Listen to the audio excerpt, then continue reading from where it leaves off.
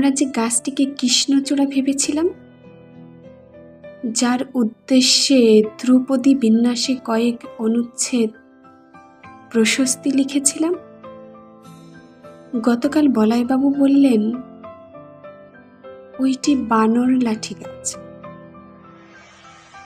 Alsatian ভেবে যে সারমেয় শাবকটিকে আমরা 3 মাস বকলস পরিয়ে মাংস খাওয়ালাম, ক্রমশ তার খেকি ভাব প্রকট হয়ে উঠছে। আমরা টের পাইনি আমাদের ঝর্ণা কলম কবে ডট পেন হয়ে গেছে, আমাদের বড় বাবু কবে হেডমাস্টার হয়ে গেছেন, আমাদের বাবা কবে বাপি হয়ে গেছেন।